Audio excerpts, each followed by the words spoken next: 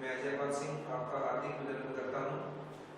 सभी स्टूडेंट्स, आप जानते हैं कि एमडीएम ने शिक्षा के क्षेत्र में जो एक नई प्रगति लाई है, एक क्रांति लाई है, उसी के तहत आपको आज बीएड के लिए और बीएड प्रथम वर्ष के लिए नहीं बल्कि बीएड द्वितीय वर्ष के लिए भी आज का जो टॉपिक है मैं करवाने जा रहा हूँ।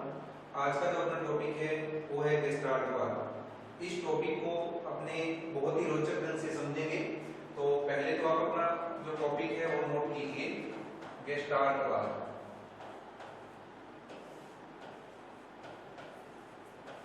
इस टॉपिक को आज अपने करना है, गेस्टाल्ट टॉपिक को। आप जानते हैं कि अधिगम के लिए या सीखने के लिए सिद्धांत दिए गए हैं, जिसमें से व्यवहारवादियों ने भी सिद्धांत दिए और एक जो सिद्धांत है गेस्टाल्टवादियों ने भी दिया है। तो गेस्टाल्टवादियों ने जो सिद्धांत दिया उसी सिद्धांत का नाम आपके सामने लिखा हुआ है, गेस्टाल्टवाद। इस सिद्धांत को अपने समझने के लिए पीपीटी का सहारा ले रहे हैं। पीपीटी के माध्यम से आप इसको बहुत अच्छे ढंग से समझ पाएंगे और कुछ तस्वीरें, कुछ चित्र भी आपको दिखाई जाएंगे, जिसके माध्यम से बहुत रोचक ढंग से अपने इस टॉपिक को समझेंगे। तो अपने टॉपिक है जो प्रारंभ करने जा रहे हैं, गेस्टाल्टवाद। तो आप सब लोग इस टॉपिक को समझने के लिए तैयार होंगे, तो अपने चलते हैं इस टॉपिक को समझने के लिए आगे। देखिए, सबसे पहले ये जो सिद्धांत है गेस्टाल्टवादियों ने दिया था और इस सिद्धांत के प्रवर्तक कोहलर थे। जैसा कि आप जानते होंगे कि कोहलर ने, जो कि जर्मन थे, जर्मनी से थे, उन्होंने एक सिद्धांत दिया सीखने के लिए जिसको नाम दिया उन्होंने गेस्टाल्टवाद। अब गेस्टाल्टवाद जो नाम है, इस नाम को अपने को देखने से पता चल रहा है कि जिस प्रकार से कुछ शब्द ऐसे होते हैं जो लैटिन भाषा के होते हैं, लेकिन ये लैटिन भाषा का शब्द नहीं है, ये शब्द है जर्मन भाषा का। कोहलर भी जर्मनी से थे और जर्मनी ही थे और उन्होंने जर्मन भाषा के ही शब्द को अपने सामने रखा है। अब इस शब्द का अर्थ क्या होता है, या फिर गेस्टाल्टवाद जैसा कि आपके सामने पीपीटी के माध्यम से लिखा हुआ आपको नजर आ रहा है, इसको भी अपने समझेंगे कि ये इस प्रकार से कैसे लिखा गया है, क्योंकि इसी नाम के अंदर अगर अपने देखें तो इसी नाम के अंदर ही जो इनका सिद्धांत का एक अर्थ है, गेस्टाल्टवाद जो इन्होंने दिया था उसका अर्थ भी छिपा हुआ है। तो सबसे पहले अपने अधिगम क्या होता है इसको थोड़ा चर्चा करेंगे, उसके बाद गेस्टाल्टवाद को। तो अधिगम शब्द, जैसा कि यहाँ आप देख पा रहे होंगे लिखा हुआ है अधिगम। अधिगम का मतलब होता है कि ऐसा व्यवहार जो कि हमारे अंदर स्थायी हो चुका है, यानी हम सीखते हैं, सीखने के बाद जो व्यवहार में हमारे परिवर्तन होता है और वो परिवर्तन यदि स्थायी हो जाए तो हम उसे क्या कहेंगे, अधिगम कहेंगे। और दूसरे रूप में हम ये कह सकते हैं सीखना। तो सीखने के लिए ही गेस्टाल्टवादियों ने एक सिद्धांत दिया जिसका नाम था गेस्टाल्टवाद। अब सबसे पहले जो इसकी चर्चा कर रहे हैं, परिचय की चर्चा कर रहे हैं, हम सबसे पहले गेस्टाल्टवाद का परिचय प्राप्त करेंगे। देखिए, आपको सबसे पहले मैं समझा रहा हूं, फिर आपको पीपीटी के माध्यम से पता चलेगा कि ये जो शब्द है ये किस प्रकार से है। पहला जो आपको यहाँ पर शब्द दिख रहा है, अगर आप इसको देख रहे हैं तो यहाँ से ये देखिए, यहाँ से ये क्या है, कट है।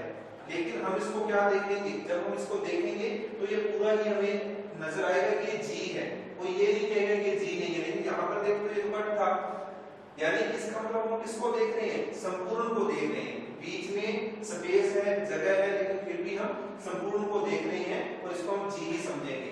दूसरा जो शब्द है वो देखिए, ई लिखा हुआ है, क्योंकि देखने से तो पूर्णाकार आकृति आपको नजर आ रही है, तो उसमें क्या देख रहे हो आप, ई देख रहे हो। लेकिन अगर अपने बारीकी से देखें, सूक्ष्म अध्ययन करें, तो इसके अंदर छोटे छोटे से डॉट बने हुए हैं, लेकिन हम पहले क्या देखते हैं, संपूर्ण को देखते हैं। इसके बाद तीसरे की भी अपनी चर्चा कर लेते हैं। इसके अंदर अगर आपको कहा जाए कि इसको देखकर बताओ क्या है, तो हम सीधा ही बोलेंगे कि ये क्या है, एस है। अब एस है और इसके अंदर ये जो बीच में रेखाएं खींची हुई है, इसको भी हम क्या देखते हैं, ये गोली है। तो अब देखिए, इसको अपने शब्द के जो नेक्स्ट है गेस्टाल्ट शब्द है, उसका पूर्ण रूप से अर्थ आपको समझाते हैं कि जो गेस्टाल्ट शब्द है ये किस भाषा का है, जर्मन भाषा का शब्द है। किस भाषा का शब्द है, जर्मन भाषा का शब्द है, और जिसमें मनोविज्ञान में इसको इसी प्रकार से स्वीकार किया गया है, यानी कि इसका रूप परिवर्तन नहीं किया गया है गेस्टाल्टवाद का। गेस्टाल्टवाद को इसी रूप में, जर्मन भाषा का शब्द है, जर्मन भाषा के रूप में ही मनोविज्ञान ने इसको स्वीकार कर लिया है। अब देखिए इसका अर्थ क्या होता है। अभी मैंने आपको जी समझाया था, ई समझाया था और एस समझाया था, यानी कि जब हम किसी आकृति को देखते हैं तो उसको संपूर्ण को देखते हैं, न कि उसको सूक्ष्म रूप से या टुकड़ों में देखते हैं। वैसा ही इसका अर्थ है। अर्थ में आप देखिए क्या कह रहा है, संगठित। गेस्टाल्ट का जो अर्थ है वो उन्होंने बताया संगठित हो सकता है, पूर्ण कह सकते हैं, हम पूर्णाकृति संरचना कह सकते हैं, या फिर पूर्णाकार भी कह सकते हैं, या फिर हम इसको समग्राकृति भी कह सकते हैं। तो कहने का मतलब गेस्टाल्टवादियों ने जो नाम दिया था वो ही सिद्धांत ये बता रहा है कि इस गेस्टाल्टवाद शब्द को हम पूर्णाकार रूप में समझ सकते हैं कि जब भी हम किसी वस्तु को देखते हैं उसके अंशों को न देखकर, टुकड़ों को न देखकर, बल्कि उसके पूर्ण रूप को देखते हैं और बाद में हम उसके अंशों को देखते हैं। इससे हमें ये पता चलता है कि ये जो सिद्धांत है वो संज्ञानवादी सिद्धांत था, और व्यवहारवादी थे, उन्होंने जो सिद्धांत दिए थे वो यांत्रिक रूप से सिद्धांत दिए थे, लेकिन इनका जो सिद्धांत है वो कैसा है, ये सिद्धांत जो इन्होंने दिए हैं वो है संज्ञानवादी। नेक्स्ट अपने चलते हैं। अब देखिए जो मैंने आपको बताया था पहले कि जैसे G है, E है और S है, तो इसके अंदर जो नाम लिखा हुआ है गेस्टाल्टवाद, उसके अंदर ही इसके जो सिद्धांत के जो उद्देश्य हैं या बिंदु हैं वो छिपे हुए हैं। पहला देखिए आप यहाँ पर लिखा हुआ है समापन या पूर्ति। मैंने आपको बताया था कि G को हम पूर्ण रूप में देख रहे हैं, जो खाली जगह है उसकी भी हमने क्या कर ली, पूर्ति कर ली है, उसको भी हमने पूर्ण मान लिया है। दूसरी बात, इसके बाद दूसरा है समीपता। समीपता वाले में हमने क्या समझा था, जैसे आपने देखा ना कि E था, E के अंदर क्या था, E अपने वैसे तो क्या देख रहे हैं, पूर्णाकार रूप में देख रहे हैं, लेकिन ये क्या है, छोटे छोटे डॉट बने हुए हैं, ये जो बड़े हुए हैं छोटे छोटे डॉट बने हुए आप देख रहे होंगे। इन डॉट को जब हम देखते हैं तो ये क्या समीप समीप है, समीपता यानी समीप समीप है, लेकिन समीप समीप होने के बाद हम इसको कैसे देख रहे हैं, पूर्ण रूप में एक E के रूप में देख रहे हैं। तो दूसरा जो इसके अंदर जो इन्होंने बताया कि समीपता का वो सिद्धांत भी लागू होता है, पहला पूर्ति का, दूसरा समीपता का। तीसरा जो सिद्धांत होता है निरंतरता, यानी हम जब कोई भी वस्तु देखते हैं तो उसको निरंतरता के रूप में देखते हैं, यानी उसको टुकड़ों में नहीं देखते हैं, निरंतरता लगातार देखते हैं। अब इसको अपने देख रहे हैं, ये अपने देख रहे हैं कि यहाँ से अगर देखें तो टुकड़ा था इस यहाँ से, लेकिन हमने इसको नहीं देखा, हमने इसको क्या समझा है, एस पूर्ण ही समझा है, टुकड़ों में हमने इसको नहीं देखा, लेकिन पहले तो हमने एस देखा। और यदि आप इस आकृति को देखेंगे, ये जो आकृति बनी हुई है इसको यदि आप देखोगे तो इसके अंदर हमने देख पा रहे हैं कि ये एक दो रेखाएं थी जो जुड़ी हुई थी, और उसको हमने अगर यदि इसी पर ध्यान देंगे तो ये कहेंगे कि खड़ी पाई बनी हुई है, तो इसका मतलब भी क्या है, हम निरंतर देख रहे हैं। हालांकि ये भी यहाँ से क्या है, बीच में से क्या है, कट है, आप देख पा रहे होंगे यहाँ से कट है, लेकिन निरंतरता होती है। गेस्टाल्टवादियों ने बताया कि किसी भी वस्तु को देखते हैं तो कैसे देखते हैं, निरंतर देखते हैं। इसके बाद नेक्स्ट अपने देखेंगे आगे वाले जो शब्द हैं। देखिए अगला जो इन्होंने बताया कि सिद्धांत के अंदर क्या होती है, समानता होती है, समानता का भी पालन होता है। समानता का मतलब कैसे है, यानी कि जो वस्तुएं एक समान होती हैं, एक जैसी होती हैं, हम उसको समान रूप से देखते हैं। कैसे, जैसे इसको और इसको, यानी T जो लिखा हुआ है ये दोनों क्या है, समान है। तो गेस्टाल्टवादियों ने बताया कि समानता भी वस्तुओं के अंदर देखी जाती है, कि दो वस्तुएं एक जैसे दिखेंगी तो हम उसे, जैसे कि छोटा बच्चा है उदाहरण के लिए, अगर हमने उसको गाय को दिखाया और बता दिया कि ये गाय है, अभी वो छोटा है, इतना उसका मानसिक रूप से विकास नहीं हुआ, तो वो अगर चार पांव वाला या फिर जिसकी एक पूंछ होती है, दो कान होते हैं, ऐसा जानवर देखेगा तो उसको क्या कहेगा, उसको गाय ही बोलेगा, क्योंकि वो किसको अपना रहा है, समानता को अपना रहा है, क्योंकि उसको वैसा ही लग रहा है कि ये भी क्या है, गाय ही है। इसके बाद देखिए अगला जो इसने बताया कि संरचनात्मकता। संरचनात्मकता में देखिए जैसे ये बना हुआ है, अगर हम इसको देखते हैं, इसकी संरचना को देखकर ही हम अनुमान लगा रहे हैं कि ये क्या है, ए है।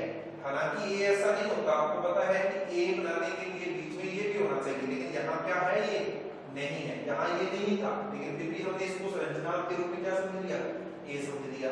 और उसके बाद ये क्या लिखा हुआ है, एल लिखा हुआ है, लेकिन देखने से तो अपने को इसको अनुमान से, संरचना से इसको एल मान रहे हैं, लेकिन क्या वैसे इसको अपने एल कह सकते हैं, नहीं कह सकते, क्योंकि हमने जो देखा हुआ है एल ओ से देखा हुआ है, लेकिन ये ऊपर की तरफ भी क्या हुआ है, लेकिन फिर भी हमने इसको क्या मान लिया, एल मान लिया है। तो इसका मतलब इसके अंदर गेस्टाल्टवाद के अंदर संरचनात्मकता का जो नियम है वो भी लागू होता है। नेक्स्ट देखिए, इसके बाद गेस्टाल्टवाद के जो अभी हमने पढ़े थे, समीपता की या फिर उसको अपने पूर्णता के रूप में समझा था या निरंतरता के रूप में हमने देखा था, उनको अपने समझ लेते हैं अच्छे तरीके से। तो इसको आपने नोट डाउन भी करना है अपनी कॉपी के अंदर, ताकि आगे जब भी आपको भविष्य में इसको टॉपिक को पढ़ने की जरूरत पड़े तो आप उसको आसानी से पढ़ सकें। समीपता क्या होती है, देखिए जो वस्तुएं किसी स्थान अथवा समय में संबंधित अथवा एक समूह के रूप में दिखती है। यानी कि अगर कोई वस्तुएं हैं, 3, 4, 5, 6 वस्तुएं हैं, यदि वो वस्तुएं किसी समय में एक दूसरे के निकट हैं और आपस में संबंधित भी हैं, तो एक समूह के रूप में हम देखते हैं। तो दो आपके सामने पिक्चर है, एक पिक्चर ये है जिसके अंदर रेखाएं खींची हुई हैं, ये रेखाएं खींची हुई हैं, ये रेखा है, ये रेखा है, ये है, ये है। अब इसको अगर अपने देखें तो पहले तो अगर आपसे सीधा पूछा जाता कि ये क्या है, आप सीधा ही बोलते कि 3 पाइप हैं, ऐसा भी कह सकते थे। ये क्या हुआ, पूर्णाकार रूप हुआ, यानी जिसको हमने गेस्टाल्ट कहा वो रूप हुआ। लेकिन अगर बारीकी से देखेंगे, टुकड़ों में देखेंगे, तो हम कहेंगे कि ये एक सीधी रेखा है, ये एक सीधी रेखा है, इस प्रकार से बोलोगे। इसी प्रकार इस चित्र में आप देखिए, इस चित्र में यदि मैं आपको कहूं कि ये क्या है, पूर्णाकार रूप में, तो ये इस प्रकार से बना हुआ एक बॉक्स है। हम इसको देख सकते हैं कि ये हमें बॉक्स नजर आ रहा है। लेकिन जब हम इसके अंशों की बात करेंगे, पहले हमने पूर्णाकार रूप में देखा, लेकिन बाद में हमने इसको किस रूप में देखा, टुकड़ों के रूप में देखा। तो ये क्या है, इसके टुकड़े हैं, अंश हैं। तो गेस्टाल्ट का यही कहना था कि जब कोई वस्तुएं समीप होती हैं और आपस में एक दूसरे से संबंधित होती हैं, तो हम उसको गेस्टाल्ट रूप में यानी पूर्णाकार रूप में देखते हैं, समग्र रूप में देखते हैं। तो पहला जो नियम था वो हमने समझा। नेक्स्ट नियम को देखते हैं। दूसरा नियम है निरंतरता। कोई भी वस्तु निरंतरता के अंतर्गत क्या होता है, कोई भी वस्तु मानव नेत्र एक डिजाइन के रास्ते यानी पथ, रेखाओं, लाइंस और वक्रों कर्व्स का अनुसरण करती है और अलग अलग करके देखने के स्थान पर निरंतर प्रवाह के रूप में देखती है। तो पहले हमने गेस्टाल्ट शब्द में इसको समझा था। अब इन चित्रों में हम समझते हैं कि निरंतरता का मतलब क्या है, निरंतरता का नियम क्या कहता है। अब आप पहले चित्र को देखिए। यहाँ पर अगर मैं यहाँ पर A लिख दूं और यहाँ पर B लिख दूं और यहाँ पर मैं C लिख दूं, अगर मैं आपसे पूछूं कि ये क्या है, आप कहोगे सर एक रेखा तो A से B तक है और एक रेखा आप क्या कहोगे, A से C तक है, यही बोलोगे। फर्स्ट टाइम में हम यही देखेंगे कि A से B तक और A से C तक। पर ये भी तो हो सकता है कि यहाँ कोई बिंदु हो तो B और O भी हो सकता है, यहाँ कोई बिंदु अगर मिल रहा है तो C और O भी हो सकता है। लेकिन हमारे अंदर जो देखने की प्रवृत्ति पाई जाती है वो कैसी होती है, निरंतरता की होती है। यानी कि निरंतर हम देखते हैं, बल्कि टुकड़ों में नहीं देखते, बल्कि उसको हम क्या देखते हैं, निरंतर में। इस प्रकार आप हर पॉइंट के ऊपर कुछ ना कुछ लिख सकते हो। लेकिन ये बात की बात है, गेस्टाल्ट वाले ने कहा कि हम पूर्ण को देखते हैं, निरंतरता को देखते हैं, और निरंतरता की वजह से इस प्रकार से होता है। दूसरी आकृति में आप देखिए, ये वाली आकृति, अगर मैं आपसे ये पूछूं इसके अंदर आप बताइए ये किस प्रकार से आकृति है, देखने से ये भी कह सकते हैं, फर्स्ट टाइम हम यही कहेंगे कि ये ऊपर एक छड़ी है, जैसे ये वाली क्या है, एक छड़ी है, और पीछे ये इस प्रकार की एक शेप बनी हुई है, यानी उस शेप के ऊपर छड़ी लगी हुई है। फर्स्ट टाइम हम ये देखेंगे, यानी कि ये छड़ी एक अलग हो गई और ये जो चीज थी, ये क्या होगी, एक अलग होगी। हम इसको इस रूप में देख रहे हैं, सारे हम इसको इसी रूप में देखेंगे। लेकिन ये ऐसा भी तो हो सकता है कि ये यहाँ से लेकर यहाँ तक कट हो, यानी ऐसे करके ऐसे हो। ऐसे तो किसी ने नहीं देखा होगा, पहले रूप में तो ये था, नहीं देखा होगा, क्योंकि हम किसका फॉलो करते हैं, पूर्णाकार का फॉलो करते हैं, पूर्णाकार के रूप में हम देखते हैं। और फिर क्या रहा पीछे, नीचे से ये कट रहेगा, इसके बाद ये वाला चीज जो आप देख रहे हैं इस प्रकार से। तो ये हो गया सेकंड चित्र जो हमें बता रहा है कि हम निरंतरता देखते हैं वस्तुओं की। इसको हमने कट के रूप में नहीं देखा, बल्कि क्या देखा, निरंतर। इसको भी हमने क्या देखा, निरंतर देखा। तभी हमने ये सोचा, ये नहीं सोचा, ठीक है। इसके बाद देखिए, इसको अपने देखने से पता चलता है, किसी से सिंपली पूछा जाए कि ये क्या है, ये बोला जाएगा कि ये सीडी स्टैंड है। देखने से यही लगे ये क्या है, सीडी स्टैंड है। और वास्तव में हमने पहली बार जब देखा तो ये हमें सीडी नजर आई, और ये भी हमें क्या नजर आई, सीडी ही नजर आई, और ये भी हमें क्या नजर आती है कि ऊपर से सीडी ही कोई ना कोई डाली जा रही है। लेकिन अगर हम ये देखेंगे इसके अंदर एक ये लाइन भी है, ये लाइन भी है। अब कहने वाला तो ये कहेगा कि सीडी जा रही है, तो ये भी तो हो सकता है कि ये सीडी हो या कुछ और, उसके ऊपर ये एक खड़ी रेखा हो, कोई जरूरी तो नहीं है। तो इसीलिए क्यों हमने इसको क्या कहा कि ये सीडी स्टैंड है, क्योंकि हम उसको निरंतरता के रूप में देख रहे हैं कि एक सीडी के बाद दूसरी सीडी, दूसरी सीडी के बाद तीसरी सीडी आ रही है। तो ये जो नियम था दूसरा निरंतरता को इसको बताता है। स्टार्ट हुआ तो ये दूसरा नियम बताया कि मनुष्य निरंतरता को अपनाता है। इसके बाद आ गया समापन या फिर पूर्ति। समापन या पूर्ति का मतलब ये होता है कि हमारे जो नेत्र है, हमारी जो आंखें हैं, वस्तु को टुकड़ों के रूप में न देखकर उसकी पूर्ति करते हुए देखती है। जैसा कि लिखा है कि मानव नेत्र पूर्ण आकार देखना पसंद करते हैं, यदि दृश्य पूर्ण नहीं है तो भी अनुपलब्ध दृश्य की, जो उपलब्ध नहीं है, अनुपलब्ध मतलब जो उपलब्ध नहीं है, दृश्य की जानकारी भरकर पूर्णाकार का अनुभव किया जाता है। जैसा कि इस चित्र को आप देख रहे हैं, ये चित्र है। अगर मैं सीधा ही पूछना कि ये क्या है, सारे कहते हैं कि ये त्रिभुज है, लेकिन त्रिभुज में तो क्या होता है, आपको पता है कि कहीं से भी कोई रेखा कट नहीं होती है, अपूर्ण नहीं होती है, लेकिन हमने इसको क्या मान लिया, पूर्ण मान लिया कि ये एक त्रिभुज ही है। इसका मतलब पूर्ति हमने स्वीकार कर ली, हमारे नेत्र पूर्णाकार को देखना पसंद करते हैं। इसी प्रकार ये चित्र भी है, ये कट है। अगर देखा जाए तो सीधे रूप में हम ये कहें कि एक बैलून है, ठीक है, देखने से क्या लगेगा, एक बैलून है। आपने देखा होगा कि बैलून का इस्तेमाल करके जब इंसान है नीचे उतरता है धरती पर एरोप्लेन से या वैसे भी, तो उस प्रकार का ये बैलून नजर आता है। लेकिन अगर हमने इसको कट के रूप में देखें तो छोटे छोटे अंशों के रूप में देखें तो ये बैलून नहीं है। लेकिन हमारी आंखें क्या देखना चाहती है, पूर्ति करके देखना चाहती है। तो हम देख रहे हैं कि इस प्रकार से पूरे का पूरा ये क्या है, बैलून बना हुआ है, ठीक है।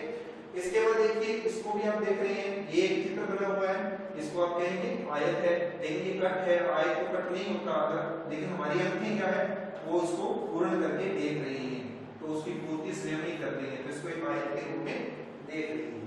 इसी प्रकार से ये वाले एग्जांपल भी हैं जो नीचे दिए हुए हैं, आपके समझ में आ गया होगा, तो अपने आगे बढ़ते हैं। नेक्स्ट है समानता। अगला नियम क्या होता है, गेस्टाल्ट में समानता, सिमिलरिटी होती है, यानी कि जो एक समान वस्तुएं होती हैं वो हम उसको, हमारी आंखें हैं, हम उसको देखना चाहते हैं एक समान वस्तुओं की एक ही जगह है, अलग अलग हो तो भी हमारी एक समान जो वस्तुएं होती है हमारी नजर में वो चली जाती हैं। कैसे कि जिन वस्तुओं में आपस में समानता होती है तथा विशेषता, किस किस की विशेषता, उनके रंग की विशेषता, उनकी बनावट की विशेषता, उनके आकार की विशेषता, तो जिन वस्तुओं में आपस में समानता होती है, उनका रंग समान होता है, उनकी बनावट समान होती है, उनका आकार समान होता है, एक दूसरे के समान होते हैं, वे एक समूह के रूप में दिखाई देते हैं। तो गेस्टाल्ट वाद में ये भी माना कि समानता का नियम भी लागू होता है। कैसे, आपने देखा होगा सब्जी की दुकान पर आप सारे गए होंगे, वहां आपने देखा होगा सब्जी वाला क्या करता है कि जो एक जैसी फल फ्रूट होते हैं, सब्जियां होती है, उनको एक ही जगह रखता है। क्यों रखता है, क्योंकि समानता जो हमने ये नियम है उस नियम के अनुसार रखता है, क्योंकि मानव के नेत्र है वो समानता के रूप में ही वस्तु को देखना चाहते हैं।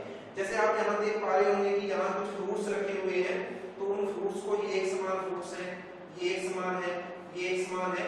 अब जब हम इसको देख रहे तो हमारी नजर यहाँ पर भी जा रही है, क्योंकि ये क्या है, दोनों समान है, ठीक है। अगर हम इसको देख रहे तो ये सारे समान है, इस पर भी जा रही है, तो ये तो एक जो फल फ्रूट की जो सब्जी की दुकान होती है वो वहां पर आप देख सकते हो कि जब भी हम जाते हैं तो एक समान वस्तुएं हमारी आंखों में सीधी ही आ जाती हैं। जो अलग होंगी वो अलग रह जाएंगी, लेकिन एक समान होंगी, एक समान होंगी।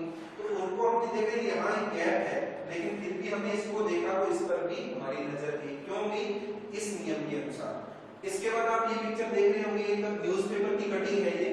इस न्यूज़पेपर की कटिंग में आप देख रहे होंगे कि यहाँ प्लेयर है और उनकी जो वर्दी है, उनका ये वर्दी का रंग देखिए आप क्या है, स्काई ब्लू है, स्काई ब्लू आप देख रहे हैं। और यहाँ बैठे हुए हैं दर्शक, और दर्शकों की वर्दी का रंग भी कैसा है, स्काई ब्लू है। तो हम इनको इनसे जोड़कर देखते हैं, हम ये कहेंगे कि ये इंडियन टीम है और ये इंडियन दर्शक हैं, ये भारतीय टीम है और ये भारतीय दर्शक हैं। क्यों, क्योंकि हमने रंग के अनुसार उनको इनसे जोड़ लिया है। तो इसी प्रकार यहाँ भी ये चीज आपको नजर आ रही है। दूसरी बात, यहाँ भी आप देखिए ये रेड कलर से लिखा हुआ है और ये भी रेड कलर से लिखा हुआ है। ये क्या है, इस न्यूज़पेपर का नेम है, ठीक है। तो उस नेम को भी उन्होंने हाईलाइट किया है, बनावट भी देखी आप और रंग भी देखी आप, सारी चीजें इसके अंदर हमें समानता के रूप में देखने को मिलती है। तो गेस्टाल्ट वादियों ने ये भी नियम बताया कि जब भी हम किसी वस्तु को देखते हैं तो उसको समानता के आधार पर ही देखते हैं। इसके बाद देखिए अगला जो इन्होंने नियम बताया वो था संरचनात्मकता।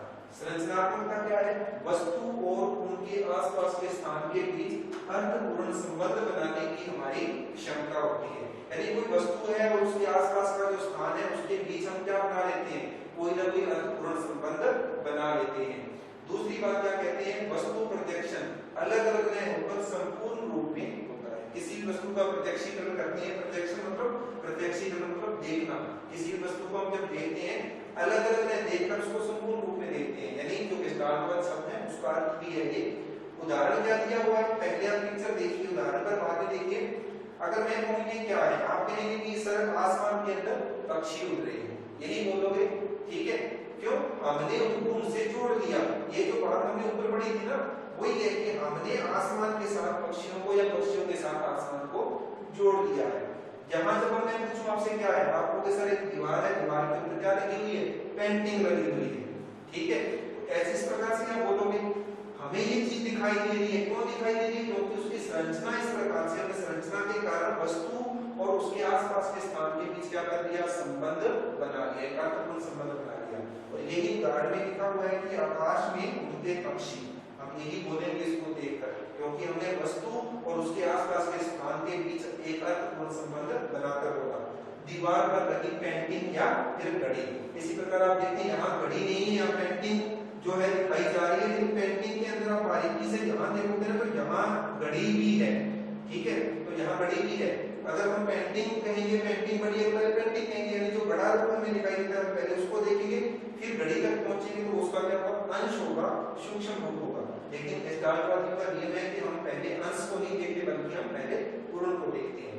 तो ये उनका नियम था गेस्टाल्टवादियों का। नेक्स्ट इसके बाद देखिए हमने गेस्टाल्टवाद को आगे पढ़ रहे हैं, ये नियम के 5 नियम मैंने आपको बताए हैं। अगली बात क्या है, परिचय के अंतर्गत कि गेस्टाल्टवाद के अनुसार व्यक्ति द्वारा आंशिक रूप से नहीं, अभी जो हम बात कर रहे थे कि आंशिक रूप से नहीं, यानी अंशों के रूप में हम नहीं देखते किसी वस्तु को, बल्कि किस रूप में देखते हैं, पूर्ण रूप में या इकाई के रूप में देखते हैं। कोई भी वस्तु हम सीखेंगे, देखेंगे तो उसको अंशों के रूप में नहीं देखकर बल्कि पूर्ण रूप में सीखेंगे। दूसरा हमने क्या बताया कि जीवधारी किसी समस्या या परिस्थिति का अर्थपूर्ण समग्र रूप से या फिर कह सकते हैं संगठित प्रत्यक्षीकरण करता है। कोई भी जीवधारी मतलब कोई भी मनुष्य है देखने वाला, वो किसी समस्या या परिस्थिति को समग्र रूप से देखेगा तो उसकी समस्या है, इन्होंने माना कि तो उसकी समस्या हल होगी, उसके बाद वो अंशों में जा सकता है। तो एक प्रयोग भी आएगा जिसको हम आगे समझेंगे, फिलहाल तो इसको समझते हैं, ठीक है। इसमें देखिए यहाँ जो दिया हुआ एक पजल है, और पजल को जब हम देखते हैं कि हम आंशिक रूप से नहीं देखते बल्कि हम उसको पहले जो पजल दिया आपको टुकड़े करके दे दिए कि उसको जोड़ना है आपको टुकड़ों को, तो पहले आप उसके संपूर्ण को देखोगे, अंश को नहीं देखोगे बल्कि संपूर्ण को देखोगे। दूसरा इन्होंने बताया कि कोई जीवधारी होता है, परिस्थिति का अर्थपूर्ण समग्र रूप से संगठित रूप से प्रत्यक्षीकरण करता है, यानी कि यहाँ जो मानसिक रूप से दिखाया गया है कि हम कोई भी परिस्थिति होती है उसका हम समग्र रूप से प्रत्यक्षीकरण करते हैं। इसके बाद नेक्स्ट है, अगले में बताया कि व्यवहारवादियों द्वारा निगम को यांत्रिक प्रक्रिया माना जाता था। देखिए मैंने आपको बताया था कि एक तो थे व्यवहारवादी,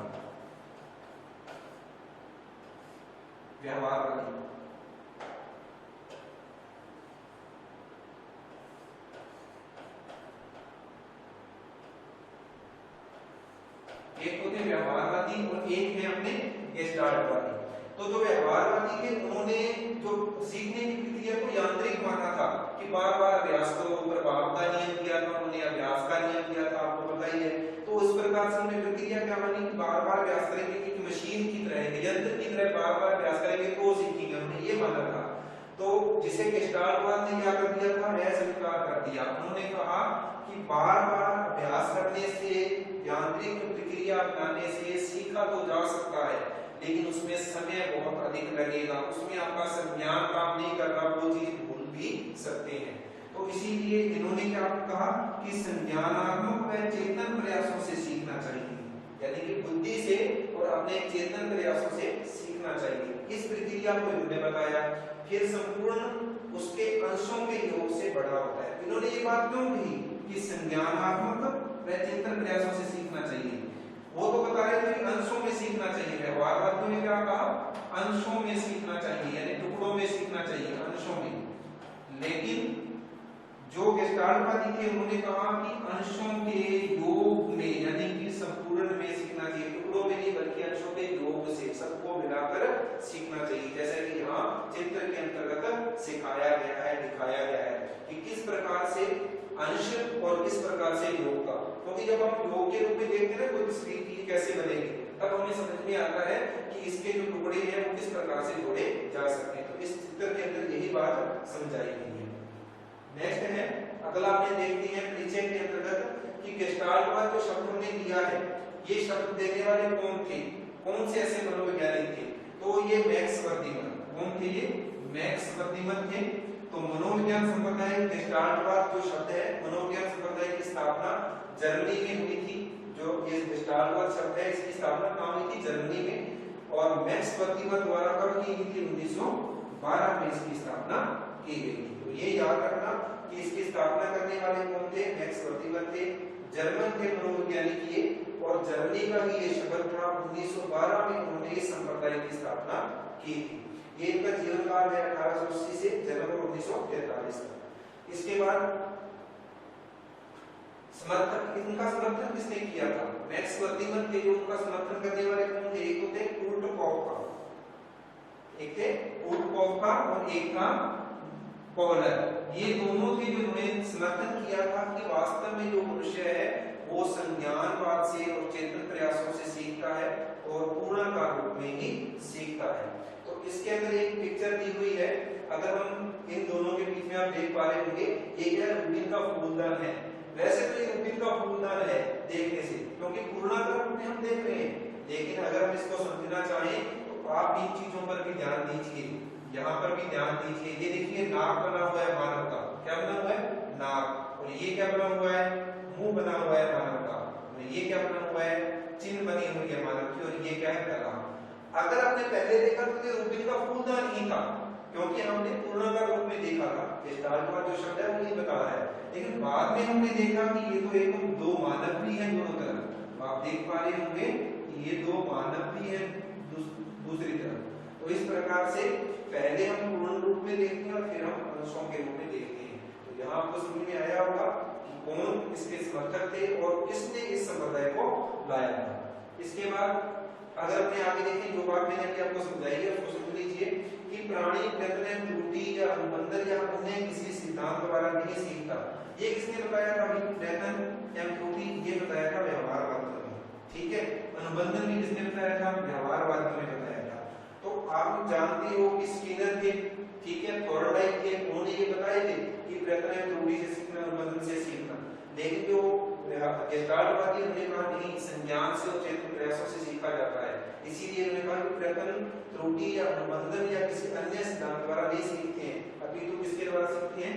अंतर्दृष्टि द्वारा सीखते हैं। अंतर्दृष्टि का मतलब है जब हमें अंदर से चेतना पैदा होती है, अंदर से हमें ज्ञान प्राप्त होता है, संज्ञान प्राप्त होता है, तब हम अंतर्दृष्टि या सूझ के द्वारा, इनसाइट के द्वारा सीखते हैं। तो ये अधिगम यानी सीखना इन्होंने इस प्रकार से बताया कि हम इस प्रकार से सीखते हैं। इसके बाद इन्होंने प्रयोग किस पर किया था? अब बात करते हैं अपने प्रयोग की। तो मैंने आपको बताया था कि हम उसके नियम भी पढ़ेंगे गेस्टाल्टवाद के, और किस पर इन्होंने प्रयोग किया उस चीज उसको भी हम अपनी चर्चा करेंगे। तो पहले मैं आपको वैसे बता देता हूँ कि मैक्स वर्दीमन, कॉफका और कोहलर, इन तीनों ने सुल्तान नाम का एक चिंपांजी था, वन मानुस था, उस पर उन्होंने प्रयोग किया। इन्होंने चिंपांजी को कुछ दिन पहले भूखा रखा। भूखा रखने के बाद उसको एक कमरे में बंद कर दिया गया। कुछ दिन इन्होंने ये देखा कि जो चिंपांजी थे उनको कमरे में बंद किया गया, तो भूख होने की वजह से कुछ केले थे जो बहुत ज्यादा ऊंचाई पर, जहां तक चिंपांजी पहुंच नहीं पाए, तो इतनी ऊंचाई पर केले लटका दिए। और फिर इन्होंने क्या किया, देखने के लिए कि चिंपांजी केलों को कैसे प्राप्त करेगा, क्या कोई बार बार अभ्यास करने से प्राप्त करेगा, प्रयत्न है भूल से प्राप्त करेगा, अनुबंधन से प्राप्त करेगा, ये चीज देखने के लिए। तो इन्होंने देखा क्या कि वहां स्टूल रखे हुए थे कमरे के अंदर, जो चिंपांजी था वो उन केलों को प्राप्त करना चाहता था, क्योंकि उसको भूख लगी हुई थी। अब भूख लगी है तो खाने के लिए कुछ तो चाहिए, तो उसने प्रयास किए, कैसे ऊपर उछल कर प्रयास किए, लेकिन वो वहां तक पहुंच नहीं पा रहा था। फिर उन्होंने चिंपांजी को अचानक से सूझ आई, सूझ यानी संज्ञान आया उसके दिमाग में कि ये जो वस्तुएं पड़ी हुई है शायद उनके माध्यम से मैं उन तक पहुंच पाऊं। तो उन्होंने उन स्टूल को क्या कर लिया, इकट्ठा कर लिया। इकट्ठा करके स्टूल पर जब वो ऊपर स्टूल के चढ़े और उसके बाद उसने ऊपर उछलने का प्रयास किया, लेकिन फिर भी वो नहीं पहुंच पाए। फिर उसने देखा कि और स्टूल पड़े हैं, थोड़ा नजदीक पहुंच गया था वो, तो उसको थोड़ी और सूझ जाएगी, दूसरे स्टूल को भी ऊपर रखा जाए, शायद पहुंच जाएंगे। इस प्रकार उसने सूझ के द्वारा स्टूल पर स्टूल रखते हुए उन केंद्रों को प्राप्त कर लिया। तो इस प्रकार से हमने बताया कि वो चिंपांजी ना तो प्रयत्न से, ना ही किसी त्रुटि से, ना ही अनुबंधन से सीखा, बल्कि किससे सीखा? अपने संज्ञान से सीखा। उसने जब पूर्णाकार रूप में पूरे कमरे के अंदर देखा कि यहाँ कुछ ऐसी चीज हो सकती है जिसके माध्यम से मैं केंद्र प्राप्त कर सकता हूँ, तो पूर्णाकार रूप में देखकर उसने वो स्टूल देखे, स्टूलों के ऊपर स्टूल रखते हुए वो उन केंद्रों को प्राप्त कर पाया। तो इन्होंने ये प्रयोग केवल एक बार नहीं किया था, अलग अलग तरीके से किया था। तो आपको मैंने जो प्रयोग है वो ऐसे समझाया है, और अभी आप देखिए कोहलर ने सुल्तान नामक चिंपांजी यानी वनमानुष चिंपांजी यानी वनमानुष को कुछ दिन भूखा रखने के बाद एक कक्ष में यानी कमरे के अंदर बंद कर दिया और उस पर प्रयोग किए। तो किसने प्रयोग किए थे? अगर पूछा जाए तो कोहलर ने प्रयोग किए थे। ये है चिंपांजी, सुल्तान नामक चिंपांजी जिस पर इन्होंने प्रयोग किए थे।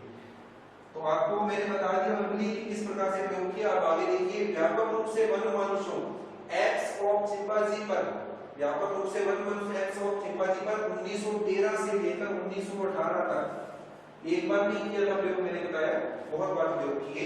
1913 से 1918 तक इन्होंने प्रयोग किए और निष्कर्ष किससे प्राप्त हमें पता चलता है कि एक पुस्तक है मेंटिलिटी ऑफ एप्स जो कि 1925 में इन्होंने प्रस्तुत की थी। 1925 के अंदर इन्होंने बताया कि जो मनुष्य है या कोई भी प्राणी है वो संज्ञान से सीखता है, वो वस्तु को पूर्ण रूप में देखता है, पूर्णाकार रूप में दिखता है, अंतर्दृष्टि से सीखता है, सूझ से सीखता है।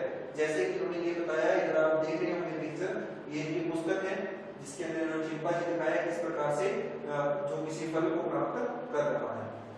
आगे देखिए,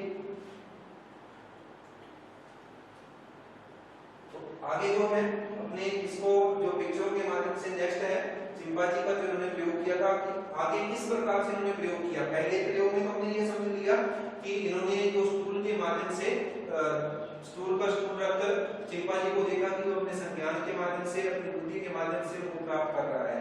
तो नेक्स्ट क्लास में हमने क्या समझेंगे? नेक्स्ट क्लास में हमने ये समझेंगे कि दूसरे तरीके से उन्होंने प्रयोग कैसे किया। उस प्रयोग को समझने के लिए हम कल जो नेक्स्ट क्लास होगी उसके अंदर हम चलेंगे। तो आज के लिए इतना ही। आपसे निवेदन है कि इस चैनल को सब्सक्राइब करें और अपने दोस्तों तक भी पहुंचाएं ताकि इसका लाभ सभी उठा सकें। धन्यवाद।